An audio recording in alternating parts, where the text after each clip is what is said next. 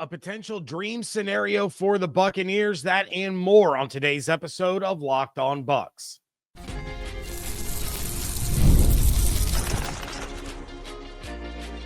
You are Locked On Buccaneers, your daily Tampa Bay Buccaneers podcast.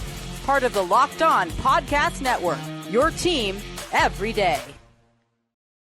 What's up, and welcome into this episode of Locked On Bucs, your daily podcast covering the Tampa Bay Buccaneers, part of the Locked On Podcast Network, your team every day. I want to thank you for making Locked On Bucs your first listen or view every day. Don't forget you can subscribe or follow for free on YouTube or wherever you get your podcasts. And, of course, you can follow along on Twitter. I am James Yarcho at JYarcho_Bucs, credentialed member of the media covering your Tampa Bay Buccaneers, here with you every Monday through Friday along with the everydayers. And for that, I want to share my appreciation for your continued support of the show. One of the ways you can support the show is become a Locked On Bucs insider. You're going to get news, rumors, updates, general thoughts, one-on-one conversations with me via text message. Go to joinsubtext.com/LockedOnBucs or click the link in the show notes to become an insider today. This episode is brought to you by FanDuel. Right now, new customers can get $200 in bonus bets when your first $5 bet wins. Taking a look at another potential first-round pick that we haven't talked about much, and the Bucs are finally getting a little bit of that respect that their fans have been asking for. That's all coming up in a little bit. But let's start things off with a 3-round mock draft from CBS Sports' Josh Edwards that might truly be a dream scenario for the Bucs. So Edwards did this mock straight up, no trades or anything like that. And he lands someone for the Bucs at 19 who is really starting to get a lot of buzz as it pertains to the Bucs in the first round. And that, of course, is Alabama linebacker Jihad Campbell. We've talked about him a lot recently. I expect to continue to talk about him as we get closer to the draft. But Edwards had this to say about the selection, quote, "Jihad Campbell is an elite athlete who can provide pass rush from an off-ball role. Tampa Bay has a cerebral veteran linebacker, so the hope is that he can download what he has learned into the rookie," end quote. This is the Devin White replacement that Britt did not turn out to be. The difference is Campbell is better in coverage than White or Britt ever were. According to PFF, his coverage grade in 2024 was a 79.6, and in 2023, it was a 76.3. But the other good news is that the Bucs won't need him in coverage much. With his pass rush and blitzing abilities, Levante can go back to being more of a cover guy and a run stopper while Campbell gets sent on the blitzes. To me, Campbell would be the day one starter, plus you add Walker and Servassier in on the rotation, and that makes a really solid linebacker room. In the second round, Edwards has the Bucs taking Notre Dame safety Xavier Watts. He's another guy that I have talked about on this show, but let me tell you, he fits the ball hawk mentality that Bowles is looking for. Last year alone, Watts had 6 interceptions to go with 3 pass breakups. In 2023, 7 interceptions with 3 pass breakups. He also has 2 forced fumbles, 2 defensive touchdowns in the last 2 seasons to go along with his 2 All-American nods and his Bronco Nagurski Award in 2023 for the most outstanding defensive player. Watts was a captain, which we know the Bucs love drafting college captains, and he played on one of the best defenses in the country last season. Playoff experience, championship experience, but he is one of those guys that can line up at strong safety, free safety, slot corner, outside corner. He can line up in the box.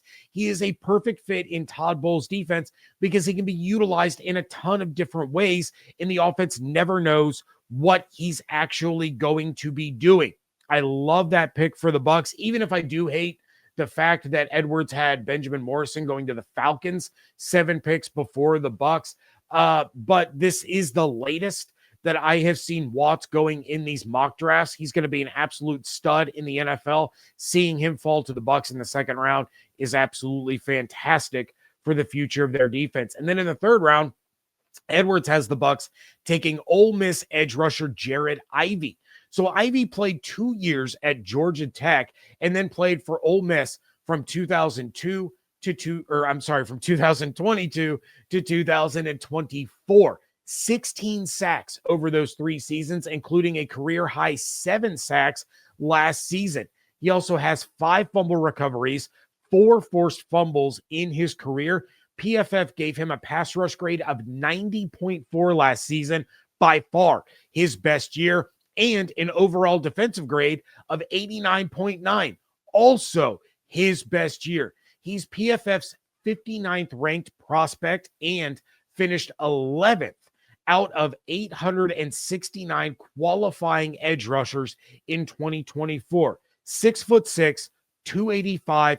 He's an absolute bruiser. He's not going to blow anyone away with his speed, but he's incredibly effective at winning the point of contact. He made his living off of his bull rush and his swim move in college. So he already has a couple of really nicely refined pass rush moves because the speed isn't going to get it done for him. He has to be able to get around these offensive tackles with his pass rush moves, not his speed. So in this mock, the Bucs get a locked and loaded starting linebacker, a locked and loaded starting caliber safety, though not sure if he would actually be the starter, or if they're still going to roll with Tyke Smith back there at safety and Christian Izien in the slot. But then you get a rotational edge rusher to complement Hassan Reddick and Yaya Diaby as, Ivy continues to develop into a starting caliber edge rusher. I love this. And I know some of you would rather see the Bucs take a corner instead of a safety there in the second round, or maybe you take an edge guy in the second round and a safety or a corner in the third. But this still addresses all 3 levels of the defense in the first 3 rounds. And that's exactly what the Bucs need to do in this draft. With that said, the way that this draft played out, taking Watts in the second actually was the best scenario for the Bucs. For instance, Jack Sawyer, the edge rusher out of Ohio State, he was on the board when the Bucs selected, and he ends up going the very next pick after Edwards had Tampa drafting Xavier Watts. However, in the third round, you had Makuba and Ransom both off the board. That didn't leave really many very good options at the safety position. Porter, Thomas, Amos, all those corners went in the second. There wasn't a single corner taken in the third round because there weren't any to be taken. The rest of those guys, that tier drop off after those 3 guys, plus Morrison, who I mentioned, went 7 picks ahead of the Bucs, that tier drop is pretty severe. So at that point, you're waiting until round 4 anyway, where maybe you're snagging Kobe Bryant out of Texas. But this was really, really well done by Edwards. And if the Bucs came away with this kind of haul in the first 2 days, we might end up doing like a 2-hour live marathon episode to get through all of the live chat comments, because Bucs fans would and should be very excited about something like that. However, there is a first-round prospect that I didn't think the Bucs had a chance to get. He appears to be slipping and might be an option for the Bucs at 19. That is coming up next on today's episode of Locked On Bucs, part of the Locked On Podcast Network, your team every day. Madness is here, and FanDuel is giving you the chance to get in on the action like never before. Right now, new customers can get $200 in bonus bets when your first $5 bet wins. That's 200 extra bucks to use on everything from buzzer beaters to Cinderella stories, even who's cutting down the nets. Things are continuing to heat up as the field gets more and more narrow. Duke is still the favorite at plus 165, followed by Florida at plus 320. Auburn is at plus 550. Houston is at plus 600. And then those 3-point monsters, the Alabama Crimson Tide, they are rounding out the top 5 at plus 1,200. The FanDuel app is super easy to use, and when I win, I get paid instantly. No waiting around for those winnings to show up in my account. So visit FanDuel.com and get in on the college hoops action all tournament long. Thank you again for making Locked On Bucs your first listen review every single day. For your second listen, check out the Locked On NFL Draft Podcast with Damian Parson and Keith Sanchez. Now that the season is over, get the latest draft rankings, rumors, and news every day. Find the Locked On NFL Draft on YouTube or wherever you get your podcasts.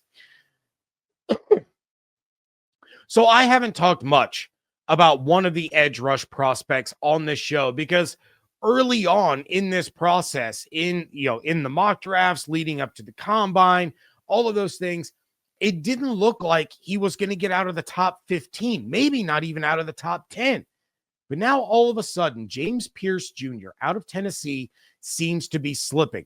For example, the mock draft that we were just talking about had him falling out of the first round completely and being taken by the Tennessee Titans at 35. PFF has Pearce as their 15th ranked prospect overall and their third best edge rusher. Walter Football has him as their 11th overall draft prospect and third best edge rusher. This guy ran a 4.47 40 and had a 123-inch broad jump, standing at 6'5", 245 pounds. He was an insane force all year long in the SEC, and yet now he's falling into the 20s and later in these mock drafts. Why? Apparently, it's because of character concerns. Here's the thing about Pearce. He, quote unquote, didn't interview well with teams when he was in Indianapolis for the scouting combine. Walter Football said that, quote, multiple sources at different teams said that Pearce was dropping off their board. Corey Kinnan of Daft on Draft said that Pearce was viewed as, quote unquote, undeniably uncoachable at Tennessee, and that he was told that Pearce had, quote unquote, 1 foot out the door all year. Another NFL scout said that Pearce, quote, has the worst character report of any player in this draft class, end quote. Here's the thing.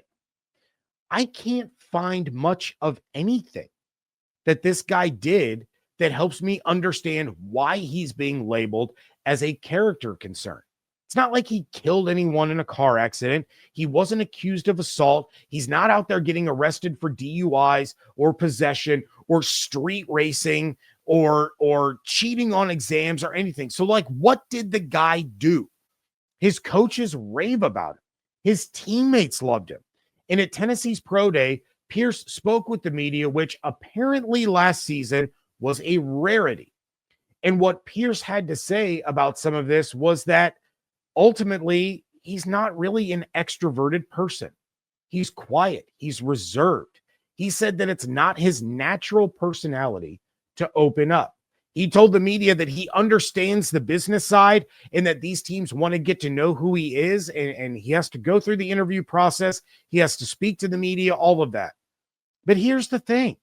What might be taken by some as rude or short or disinterested, it might be something as simple as an introverted personality that doesn't like to talk about himself, being forced to then talk about himself, and therefore he ends up feeling a little awkward. This could be explained as something as simple as social anxiety. But now all of a sudden, this kid is getting ripped up and down because he didn't interview well at the scouting combine. You know who else doesn't generally interview well? Every other 20-year-old on the planet, because they don't know how to talk to people. They also don't have the experience of going through actual job interviews, which is exactly what the scouting combine is. Yeah, there's the media availability, and that's all fun and great. And there's the measurables. Everybody loves watching the 40. Everybody loves watching the passing drills. Everybody loves all that stuff. That's great. It looks good on NFL Network. But the true backbone of the scouting combine are the interviews. Have you ever tried to talk to people of that generation that grew, and I realize I am now sounding like old man yells at cloud, get off my lawn, and all that kind of stuff. But raising kids that are in that generation, they grew up with texting as their main form of communication. They're the Vine and the TikTok generation. It's like pulling teeth to get them to say one complete sentence. Now, maybe I'm totally off base on this. And there were things that popped up in those interviews that actually gave teams true concerns about who James Pearce Jr. is as a person. But hearing what his coaches and his teammates say about him makes me think that he's either a really good kid that just has a hard time speaking with people that he doesn't know, or the people speaking about him are just really, really good liars. For example, his head coach at Tennessee, Josh Heupel, said, quote, "Young men, when they come into our building, they're at varying levels of maturity. It's our job to accelerate them as fast as we can. James has done a really good job. The football understanding grew really quickly and has continued to grow. Developing as a man, as a person, he's done a really good job of continuing that too." End quote. Here's what I know. There have been players that have done far worse things in college that had some bad interviews that ended up being drafted in the first round as recently as last year. Rewind the clock and think of the accusations hanging over the head of Jameis Winston when the Bucs took him number one. Think back even further. We're talking 20 years earlier than Jameis Winston to one of the greatest Buccaneers of all time, Warren Sapp, had plummeted in the draft because of character concerns and accusations. Laramie Tunsil, Jalen Carter, Tyrann Mathieu. These are all guys that had character concerns. Joe Mixon. These are all guys that had character concerns coming into the draft. And at the end of the day, it didn't matter. What matters is, can you take on that kind of player and absorb him into your locker room to try to guide him onto the right track? And is the juice worth the squeeze?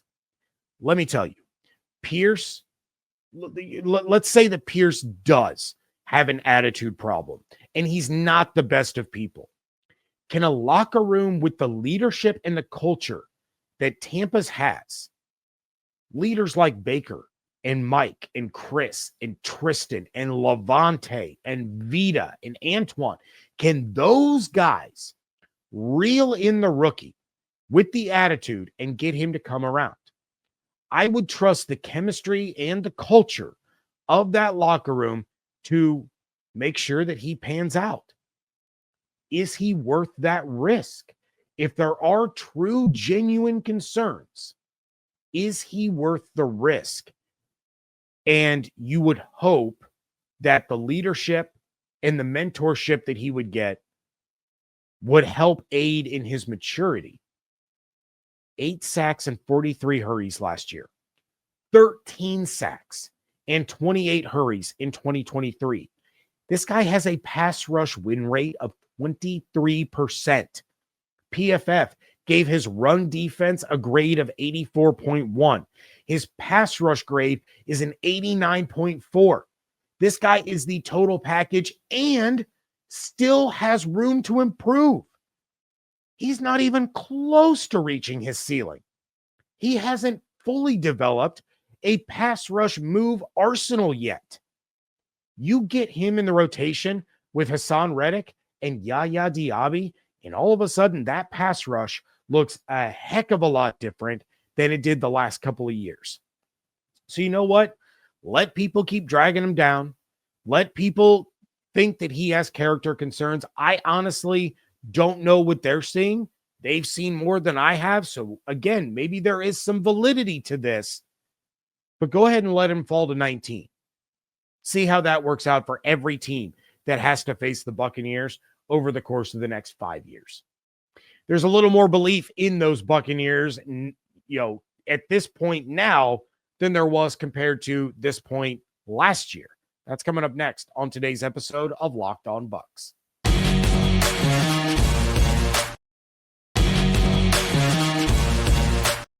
Wrapping things up here on today's episode of Locked On Bucs. And at this time last year, the Atlanta Falcons were all the rage. They were getting all the love and all the attention following their signing of Kirk Cousins. They were immediately anointed, the heavy favorites to win the NFC South. They were the darlings of the NFL media world. Everyone was talking about the Falcons are back. The Falcons are back. They're going to be on top. They're going to win the division. They're going to go to the playoffs. Kirko chains. Fast forward to today. Kirk Cousins is the highest paid backup quarterback in the NFL. He's looking to try to get traded, not to a team that does draft or will draft a young quarterback to end up right back in the same situation that he's in right now. And the Bucs are riding a streak of 5 consecutive playoff appearances and 4 straight division crowns.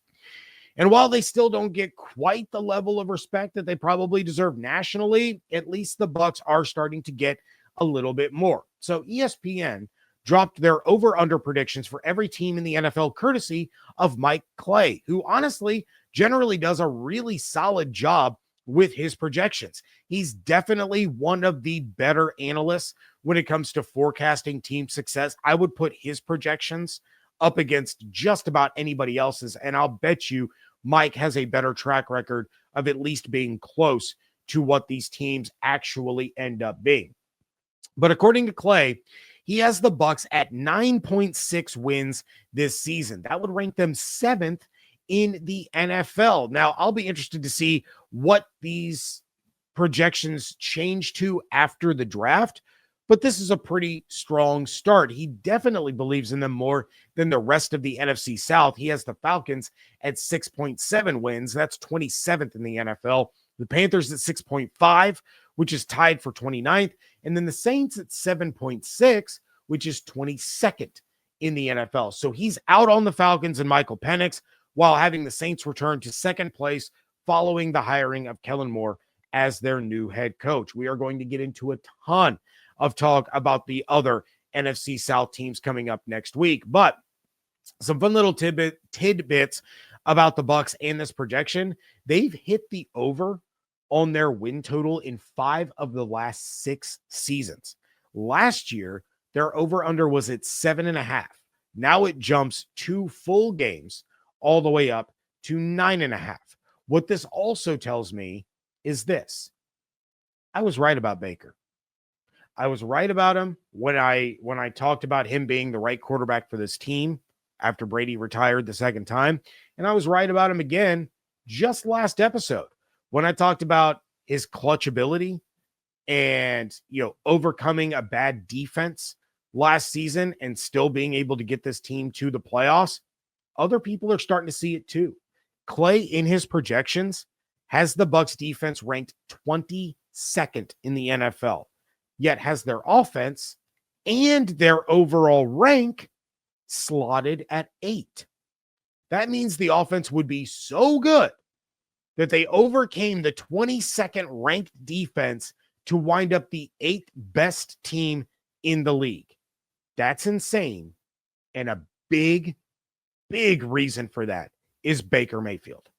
Now, I think you all believe, along with me, that the defense is going to be much better this coming season than it was last season. They've already taken a huge step in that direction with the signing of Hassan Reddick, and they're going to load up in the draft in a few weeks, and that's where we're really going to see this team begin to take shape as far as what they are going to be in 2025. We know what they are offensively. They're Baker being a 4,000-yard, 40-touchdown guy. They're Mike and Chris each being 1,000-yard receivers and then getting 15 to 20 touchdowns between the two of them. They're Bucky Irving with another 1,200 all-purpose yards and a half dozen touchdowns. They're a solid tight end and a couple of young emerging tight ends. They're a offensive line that gets to return and play with each other once again this season and continue to grow, continue to build, and continue that continuity there in the trenches. Defensively, that's where we need to see the rest of this team's identity take shape. I like what Clay did here. And he's also really good about updating these projections as more moves are made. And of course, he updates them after the draft. But this is, a little bit of that respect that Bucs fans have been asking for. We're going to continue to keep an eye on this as the draft closes up. And again, when we get closer to training camp, when we hit that third wave of free agency, you guys know how that goes. We're going to have the draft here in 4 weeks. Then there's going to be the undrafted free agency. There's going to be rookie mini camp. Then OTAs hit. We're going to get that next wave of free agency. There's going to be a couple of guys being brought in, a couple of veterans being brought into these teams. And then we're going to go through the lull of the summer, get to the end of July. Training camp's going to ramp up. And then you're going to get that final wave of free agency where you're going to see a couple of guys signing with teams, filling in, holes that maybe teams thought were filled. Maybe they suffer, an injury and they got to replace a guy. They got to create some more depth. They're not quite as strong as they thought they were. So we're going to start to see some of these other guys start to get signed when we get to that point as well. So I'll keep an eye on Clay's projections. We'll revisit again after the draft. But that is going to do it for this episode. Just a reminder for those of you that have stuck with me through this entire episode, I will be on vacation next week. I will not be around. Still going to have episodes for you. They're all still coming. But, if there's breaking news or things like that, I will try to, get you guys some level of content, but I'm not going to have, obviously, my studio here. I will be at the mercy of hotel Wi-Fi, but, I will be out of town. I'll at least drop some videos on Twitter, a YouTube short here and there, but I will do my best to still make sure that you guys are all up to speed. In the meantime, though, please check out everything going on Twitter at Locked On Bucs, at @Yarcho_Bucs. Become a Locked On Bucs insider. Go to joinsubtext.com/LockedOnBucs or click the link in the show notes. If you don't want to become an insider and you still want to help the show, please leave a 5-star review wherever you're listening to the podcast. Write a review. Those 5-star reviews really do help other Bucs fans find the show. I would greatly appreciate it. And of course, make sure that you are subscribed on YouTube or wherever you get your podcasts. Hope you all have an absolutely outstanding weekend. Stay safe, stay healthy, fire the cannons. I want to thank you so much for joining me right here on Locked On Bucs, part of the Locked On Podcast Network, your team every day.